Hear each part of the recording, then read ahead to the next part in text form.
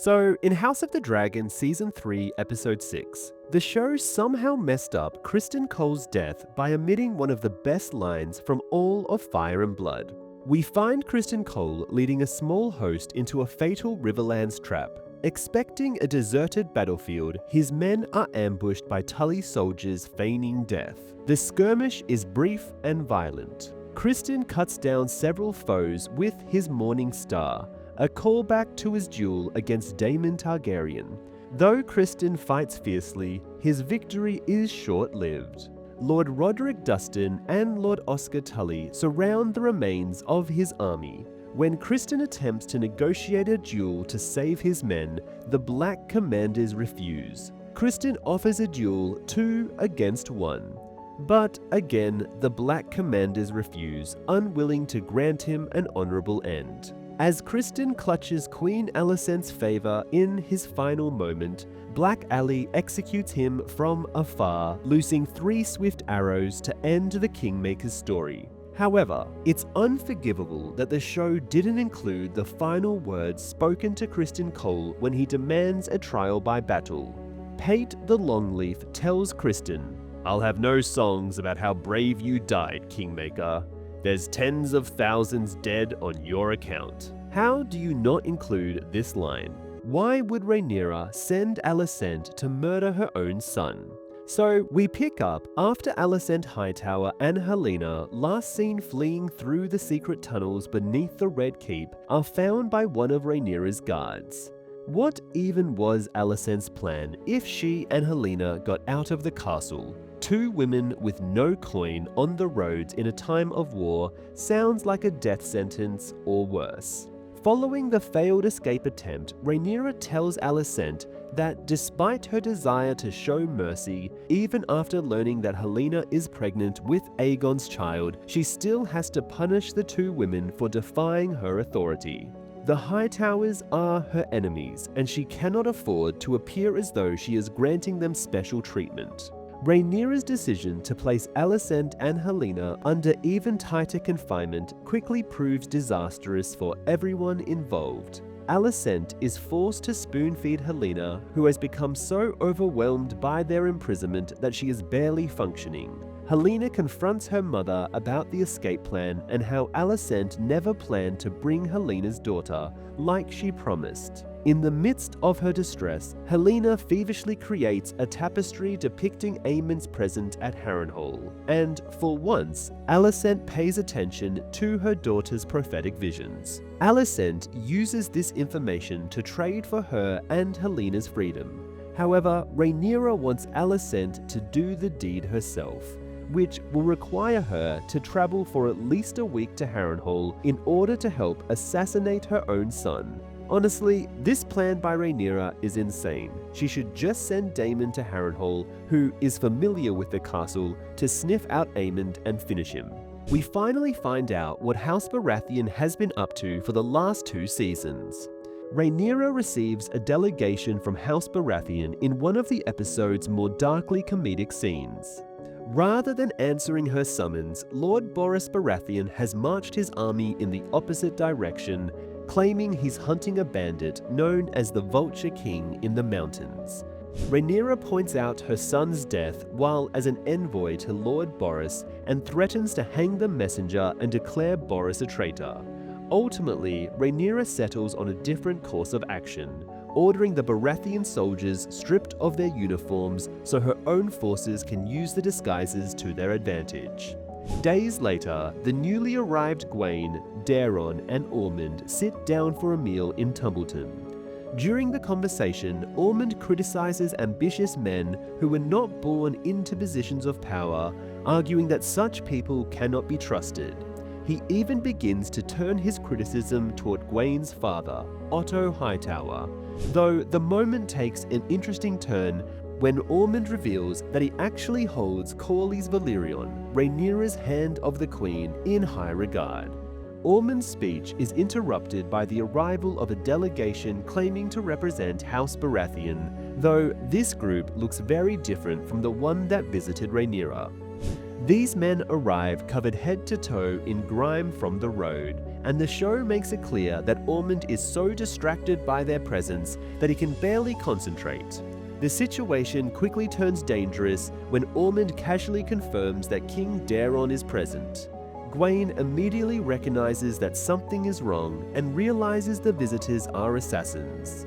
Working alongside Jon Roxton, he moves quickly to eliminate the threat before they can reach Aemond or Daeron. Gwaine explains that he knew the man claiming to be Aerion Baratheon was an imposter because he had met the real Aerion before. Aemond quickly arrives at the obvious conclusion that the assassins were sent by Rhaenyra, but he barely has time to curse her name before he begins vomiting. Alan and Baela's romance was so uncomfortable, and they should honestly have gotten her with Adam instead.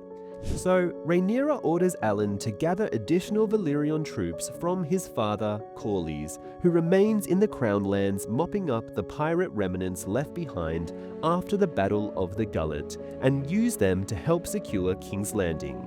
Alan travels into the Crownlands to reunite with his father, Corlys. By all appearances, Corlys' campaign against the remaining Triarchy pirates has been a success. However, Corlys still carries resentment towards Rhaenyra for refusing to legitimize Alan and his brother, Adam. Alan's response cuts straight to the heart of the matter. It took Corlys years to publicly acknowledge his sons, so why should he expect Rhaenyra to resolve their situation immediately?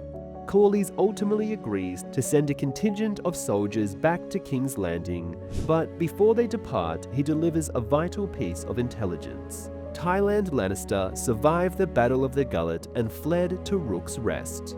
Tyland is the only surviving person who knows where the Greens concealed the Crown's treasury, and Rhaenyra desperately needs access to those funds.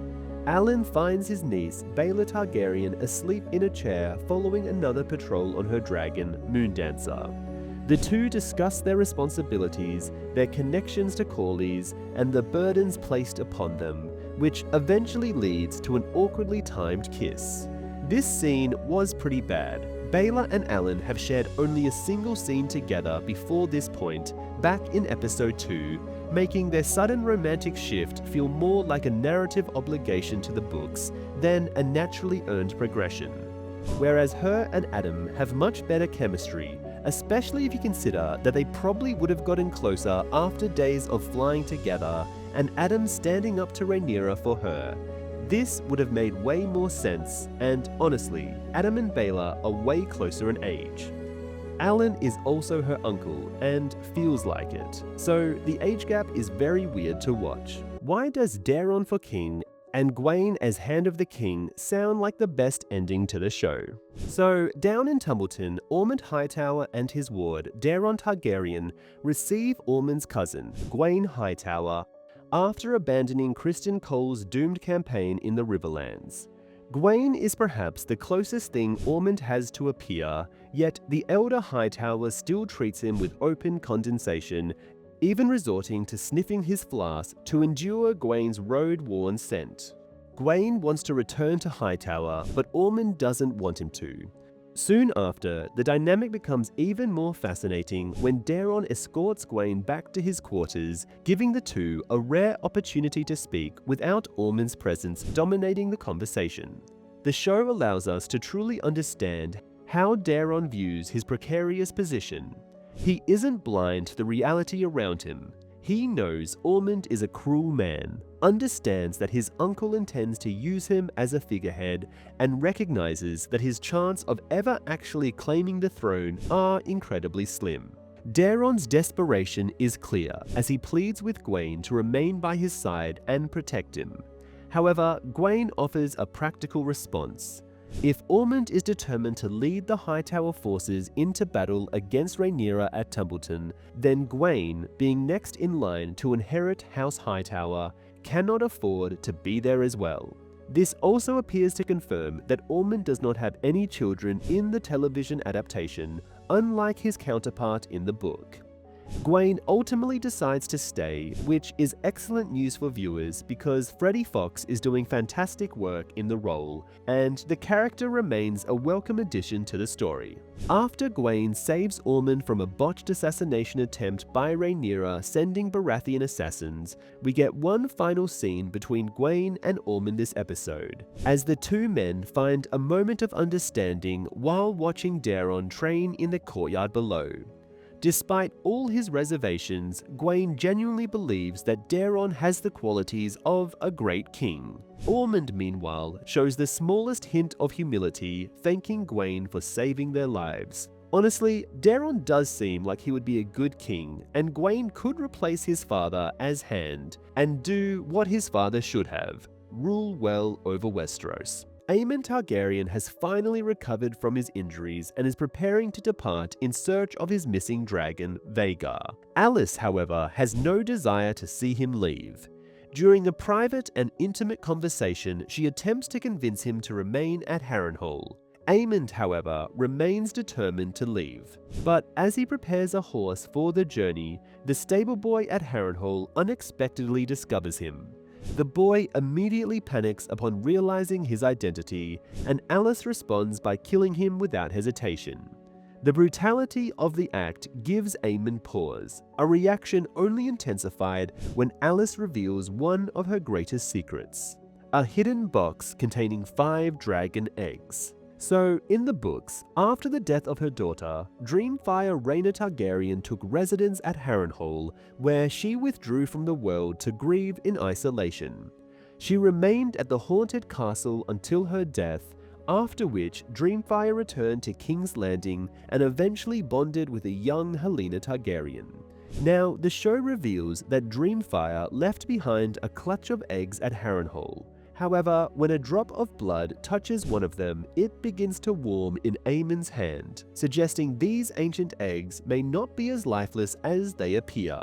The possibility of dormant dragon eggs and Alys challenging Aemon to imagine a life where he isn't defined by loneliness and violence leads to the two of them sharing a kiss. Are Rhaenyra and Daemon losing control of King's Landing?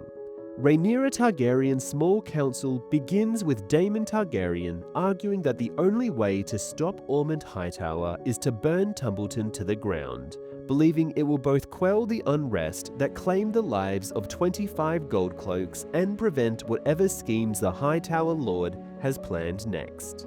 Sabitha Frey and Torrhen Manderly quickly push back, pointing out how massacring the loyal small folk of Tumbleton would only undermine Rhaenyra's claim. Daemon ultimately loses the debate after Alan of Hull agrees that they should wait for the Riverland army to retake Tumbleton rather than destroy the city and slaughter its inhabitants, and Rhaenyra, clearly looking for an alternative to Dragonfire, readily agrees because it is not what her father would want. Instead, she decides to send assassins to eliminate Ormond. Daemon immediately volunteers for the mission, but Rhaenyra swiftly rejects the idea. Instead, she tasks him with rooting out the conspiracy in King's Landing responsible for the growing number of murdered Goldcloaks. Daemon accepts eagerly. After the small council meeting, Daemon retreats to the Goldcloaks barracks to consider his next move. Surveying the aftermath of the massacre that claimed the lives of Sir Luther Largent and the organization's senior officers, there he's dealt another blow as a number of Goldcloaks announce they're abandoning their posts. Given that they haven't been paid since Rhaenyra seized the Iron Throne, it's an entirely understandable decision. They're expected to risk their lives while their families struggle to survive back home. Therefore, Daemon disguises himself in a Goldcloak uniform and takes to the streets, hoping to draw out one of the conspirators behind the killings. His plan works, and he soon corners a would-be assassin in an alley, holding him at knife point. If you missed it, this man is a former Hightower soldier, the same group of guards Alicent ordered to stand down on the walls of King's Landing when Rhaenyra took the city. The former guard turned assassin insists that his allies are countless and that they will never bend the knee to Rhaenyra. While the defiance clearly frustrates Daemon, it also gives him the excuse to just kill him. Honestly, Rhaenyra choosing to help the small folk seems like a mistake, since she has now lost the gold cloaks and the small folk still aren't happy with her.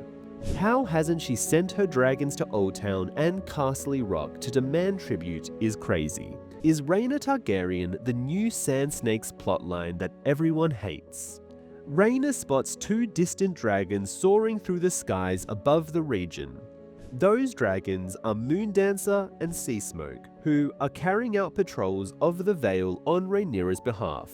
Before long, Rhaena is dragged before Lady Jean Arryn in the throne room of the Eyrie, and as it turns out, after spotting Moondancer, Rhaena attempted to follow the dragon in hopes of making contact with her sister, Baela. She failed to catch up, but the effort came with its own consequences. In the process, she and Sheepstealer revealed themselves to the people of a nearby settlement.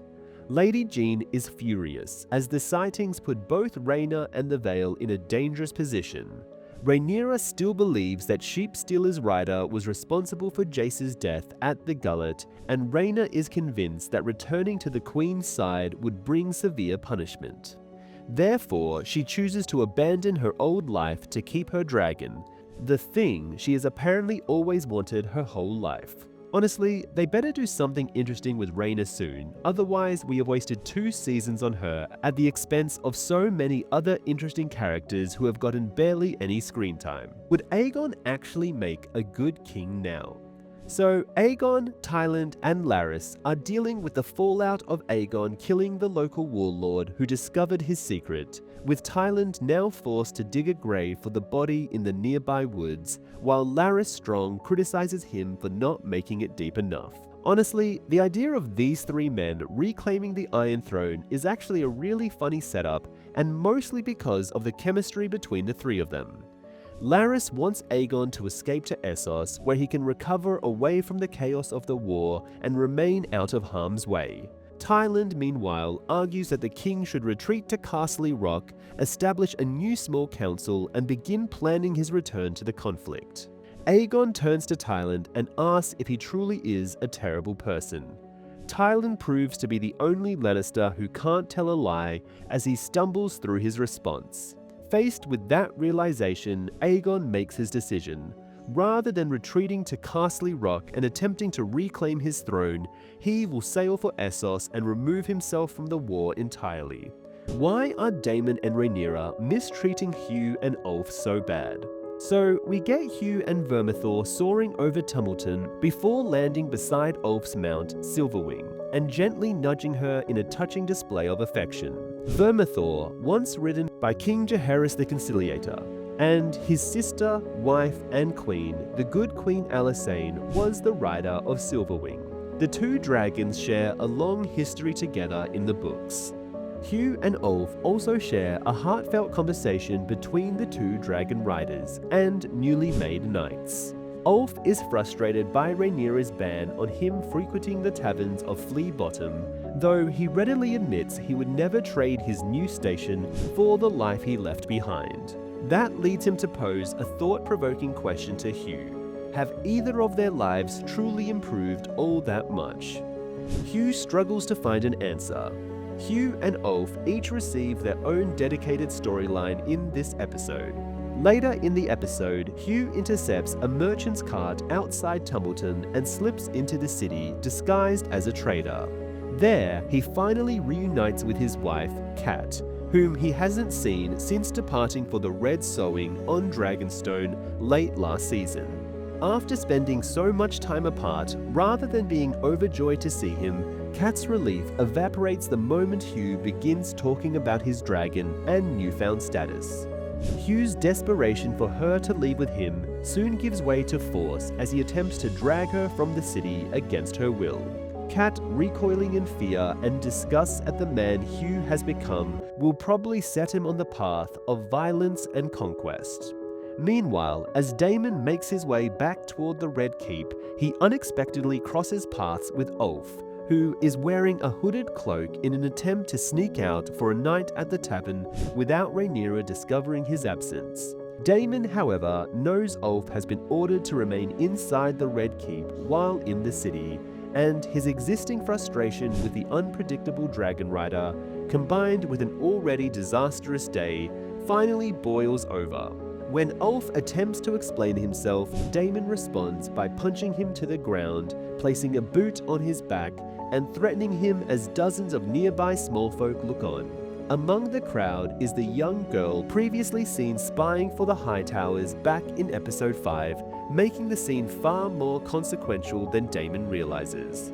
What are Rhaenyra and Daemon doing mistreating two of their strongest dragon riders so badly, especially Daemon? Is Mysaria going to betray Rhaenyra? After Rhaenyra discovers that Helaena is pregnant, she asks Mysaria whether she had any knowledge of it beforehand. Mysaria lies and claims she had no idea. It's a significant moment, as Mysaria begins distancing herself from Rhaenyra and withholding information from her. The same pattern we saw with Daemon keeping Rhaenyra's exile in the Vale a secret. The growing willingness of Rhaenyra's closest allies to hide things from her is all contributing to undermine her reign. After that, Rhaenyra once again attempts to help the smallfolk, but the effort goes terribly. The people of King's Landing are scared following the murder and desertion of the Goldcloaks, with the city already descending into disorder. A young woman is taken, and Rhaenyra responds coldly by offering to light a candle for the missing girl and shifts the blame onto the Hightowers.